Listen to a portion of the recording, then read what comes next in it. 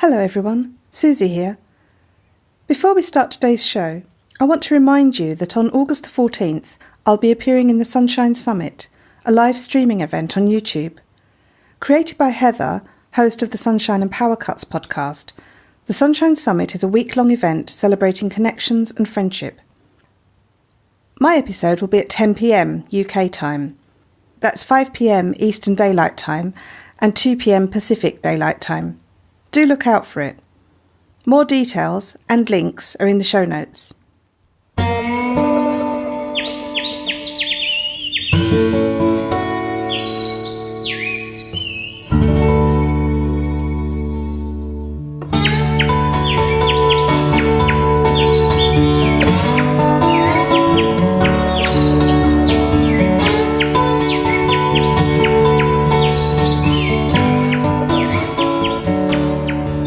Welcome to the Casual Birder Podcast, a weekly podcast for people interested in the birds they find around them. I'm Susie Buttress. This week, I couldn't resist conducting another 10-minute birdwatch, and the featured birds are lapwings. I'll be talking about 3 lapwing species: northern, southern and masked. Having enjoyed last week's 10-minute birdwatch, I found myself doing an impromptu one this weekend. It started with me just looking out of my bedroom window in passing. Hearing a bullfinch and seeing some juvenile collared doves in the garden, I just got sucked into standing there while drinking my coffee. It was such a lovely morning that I started recording the bird sounds too. However, the local traffic had already started up and my recordings weren't very clear. While I was watching the birds, there was a sudden commotion, and a sparrowhawk flew into the oak tree, clutching its prey. The birds all around sent up alarm calls, including the magpies, which were scolding the sparrowhawk very loudly, and it soon flew off. Birds seen during the birdwatch were blackbird, goldfinch, house sparrow, wood pigeon, collared dove, juvenile robin, blue tit, long-tailed tit, sparrowhawk and magpies.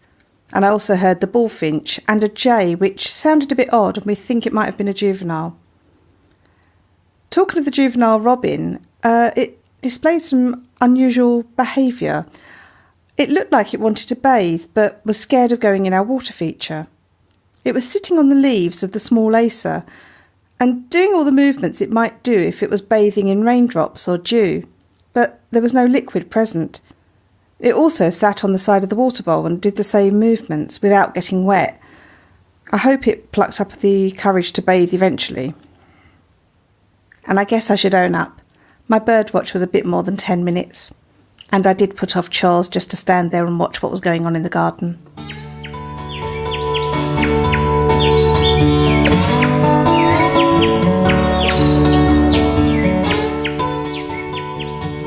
During the week, I visited the Vine National Trust property. As it's the school holidays here, it was very busy at the Vine, but it was good to see so many people having picnics on the lawn and so many children enjoying themselves. I visited the hide that overlooks the lake. Due to the long run of hot weather we've had, the water level has dropped quite a bit. Over to one side there was a large flock of brownish birds resting in a hunched manner. I couldn't quite work out what they were as I was approaching, so I went in the hide for a bit and spent some time watching them. I noticed one walking in my direction, and through the binoculars, because it was still very far off, I could see it had a white belly and obvious crest. I was delighted to identify it as a lapwing.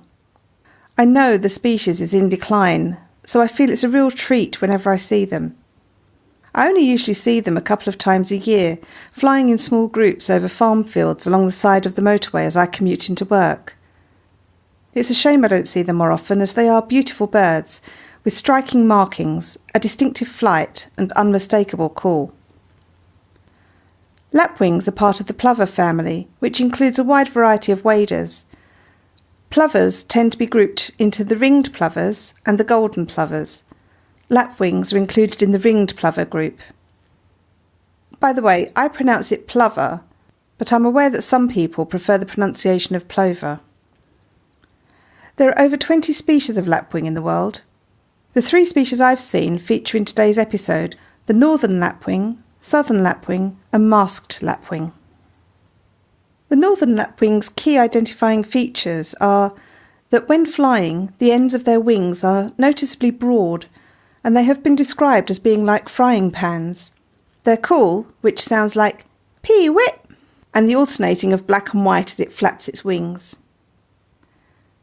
These birds are found on open land, mainly farmland, but also on marshy fields by the coast. They breed on wet moors and meadows all over Europe. In winter, they gather into large flocks and move to more southwesterly locations. There was a large recreation field in my hometown which regularly flooded in the winter, and there were often lapwings there.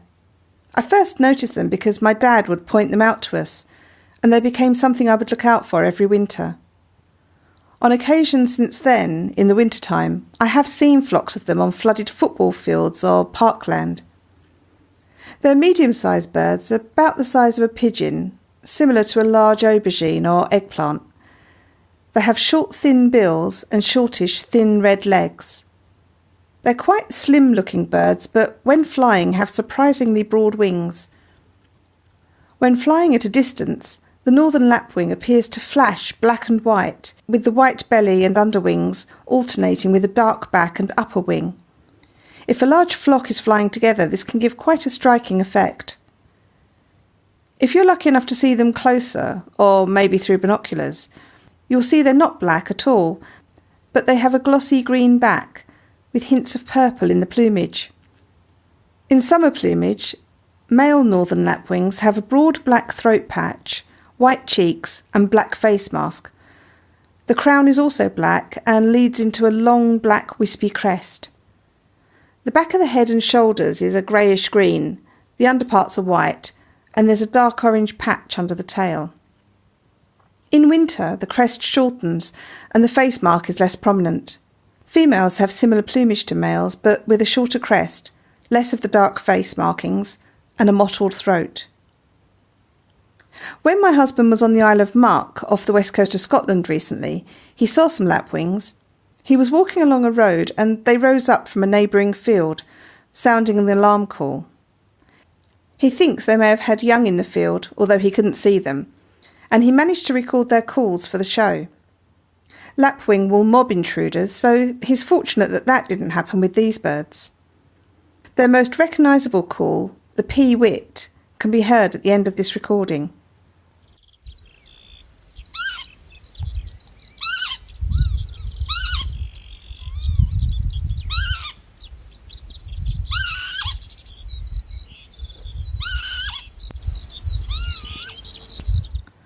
That last call you heard led to the unofficial name of the bird, the pee-wit. Lapwings eat insects such as worms, leather jackets and spiders. They feed in a typical plover way of running, stopping and tilting forward to pick up or dig for insects. Lapwing are known for their incredible display flights where males tumble and roll in the air but still quite close to the ground. They call all the while during these aerobatic displays. They gather in large flocks in the winter and are very striking when you see them all standing in a field facing in the same direction. The flocks can sometimes be mixed with golden plover and black-headed gulls. My tip? Always check out flooded football pitches. You never know what you might see. I've never seen a northern lapwing up close without binoculars, as they seem quite nervous birds and they don't permit approaches by humans. That might be due to the fact that they nest on the ground, which makes their eggs and chicks very vulnerable to predation. Sadly, the northern lapwing is in serious decline due to habitat loss. The other two species of lapwing that I've seen during my travels are the southern lapwing, found in South America, and the masked lapwing, found in Australasia. I have learned, since reading more about them on my return, that both of these species have small bony protuberances on the bend of their wings that are used in courtship battles and defence. Key identifying features of the southern lapwing: they are a slender bird with a small head and long legs. They're brown and white, and they have a black breast patch. They're found from Costa Rica down to the southernmost tip of South America. We saw southern lapwings in small groups of 2 to 4 birds, and they were in the grounds of the hotel where we were staying near Iguazu Falls in Argentina a few years ago. Like the northern lapwing, they favour grasslands, in coastal areas or inland, and eat insects found in the ground or in shallow water. Southern lapwings are also about pigeon-sized. They have long legs which can vary from red to black, and a slim body. Mostly brown-grey above and white below, they have a bronzy green patch on the wing near the shoulder. A black breast patch thins and extends up to the beak and between the eyes to the crown. There is a short wispy black crest and a red beak tipped with black. The eyes are rimmed in red, and they have red irises. A surprising aspect of southern lapwings for me was that they have bony spurs at the bend in the wing. Although I've seen these spurs in photos of the birds, we didn't actually see these on the birds we saw at Iguazu. And so I wonder if these can be hidden among the feathers until needed for display or territorial encounters. Southern lapwings are almost exclusively ground-dwelling birds. The territorial displays are highly ritualised. For example, they'll run at an intruder with their head down before standing upright and erecting the crest, calling all the while. Like other lapwings, they will engage in mobbing behaviour if nests or chicks are threatened. The key identifying feature of the masked lapwing is the very obvious yellow wattle or flap of skin on their face. When we were in Australia a few years ago, we went to the Royal Botanic Gardens in Sydney. Among the many amazing birds we saw there were masked lapwings. The thing I noticed immediately was the large yellow wattle which masked their faces, which clearly led to their name. Masked lapwings are found in Australasia. They're ground-dwelling birds and, like the other lapwings, live in marshes, mudflats and grasslands. As before, masked lapwings are similar in body size to feral pigeons, but more slender and with longer legs. The birds are mainly white below and mid-brown above. There are 2 subspecies in Australia, a southern one with a black crown and collar which extends round the side of the breast. This subspecies has a smaller wattle that covers the forehead and hangs down just below the chin. This is also known as the spur-winged plover and was the species we saw in Sydney. And a northern subspecies with a black crown and white face and neck, but no collar, and a wattle that covers the top of the eye area as well and hangs down much further at the side of the face. Along with the yellow wattle, masked plovers also have yellow beaks, yellow rimmed eyes and yellow irises. In addition, they have yellow spurs that extend from the wrists of their wings. Their staple food is insects and earthworms. Masked lapwings may be found in populated areas. Where the birds are used to human presence, they tolerate people being close by. We noticed this in Sydney, and it struck me how different this is to the behaviour of the northern lapwings. However, where the birds live away from humans, they are much less comfortable with close approaches. During the breeding season, when chicks are around, masked lapwings can be very protective in defending their nest site, and they may swoop at perceived predators while calling loudly. One of the members of the Casual Birder Facebook group, NL, reported an encounter he witnessed with masked lapwings. He was walking across a playing field one time when he heard the warning calls of the lapwings. He realised they must have had young nearby, and so he quickly sought cover at the edge of the field under the trees. He then noticed a woman walking across the playing field being swooped upon by the birds. She was oblivious to them at first as she was wearing earbuds. She also didn't notice NL calling for her to shelter under the trees. When she finally realised she was being targeted by the birds, she ran for shelter too. You can read the full story in the group, but wow, that would have been pretty scary.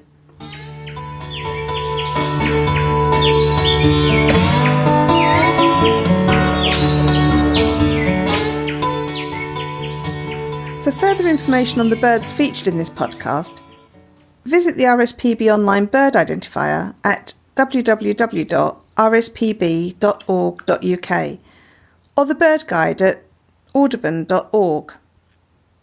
This week I also referenced allaboutbirds.org and birdsinbackyards.net. Hello, it's Heather from the Sunshine and Power Cuts podcast. From the 11th to the 17th of August 2018, I am hosting the second Sunshine Summit. It's a week of live streams with amazing content creators and the theme of celebrating connections. All the details for the upcoming summit, as well as replays from the first summit we held in March, can be found on the sunshineandpowercuts.com website on the Sunshine Summit 2018 tab. So check it out, and if you know the guests, we'd love for you to come and celebrate with us. But if they're new to you, come along and learn more about them during the summit. We look forward to celebrating with you. I do hope you'll be able to join us during my episode of the Sunshine Summit. Last week, I asked listeners to try a 10-minute birdwatch and send me the results of what they saw. Carrie from the Vocal Fries podcast sent in her observations. Hi, I'm Carrie Gillen from the Vocal Fries Podcast, the podcast about linguistic discrimination. I'm in Phoenix, Arizona, so it has been much too hot to conduct a 10-minute birdwatch until today. Last night we had a huge storm that knocked out power for over 100,000 people, and it also cooled things down. So it's only 38 degrees Celsius or 100 degrees Fahrenheit, and I could actually sit outside for 10 minutes. So today in my birdwatch, I saw 6 or 7 mourning doves, one of which hung out on the electrical wire behind our house. One flew by squawking, and I could hear one in the tree nearby cooing. I saw 2 brown birds that I think might be cactus wrens, which is Arizona's state bird. I saw a common grackle fly into our neighbor's tree. And I saw a northern mockingbird fly by and then do some tree hopping. And I think I saw a starling. And that is all I have to report. I've got 2 questions for you this week. Stacey from Giraffe Podcast sent in a recording she took of a strange sound. She says, "I'm standing on the platform at the station waiting for a train, and I can hear this repeated tweet sound. Now, it happens with such regularity that I wonder if it's mechanical, but maybe you could tell me if it's a bird. Hopefully you can hear it above the trains." Well, I really wasn't sure what this was, so I'd be grateful for your thoughts.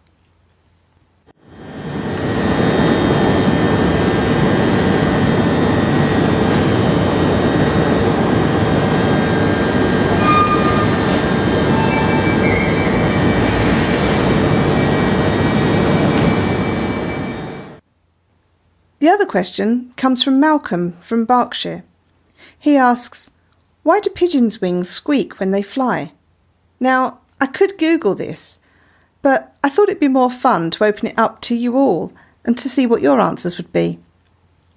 Send in your responses to me on Twitter at CasualBirderPod or in the Facebook group at www.facebook.com/groups/CasualBirderPodcast.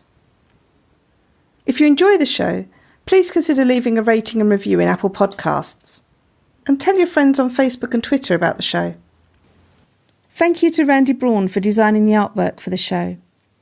The theme music is Short Sleeve Shirt by the Drones. Thanks to them for letting me use it. And check out their website at www.dronesmusic.net. Thank you all for listening, and I hope you'll join me again for another episode of the Casual Birder Podcast.